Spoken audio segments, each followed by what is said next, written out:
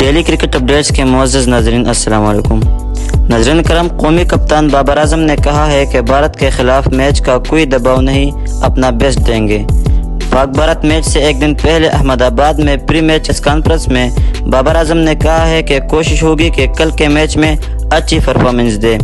ان کا کہنا ہے کہ نسیم شاہ کی کمی محسوس کریں گے۔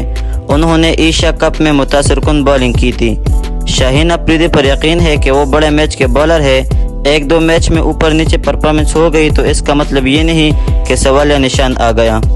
قومی ٹیم کے کپتان نے کہا ہے کہ ہر شہر کی طرح یہاں بھی کنڈیشنز مختلف ہے۔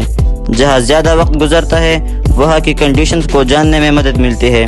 حیدرآباد میں ہمارا بہت وقت گزرا۔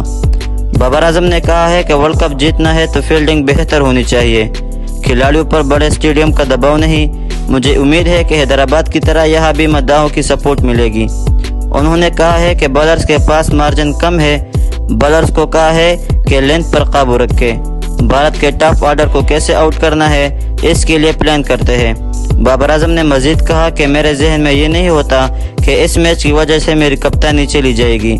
میرا اللہ پر بھروسہ ہے۔ مجھے ایک میچ کی وجہ سے کپتانی نہیں ملی اور نہ ایک میچ کی وجہ سے جائے گی۔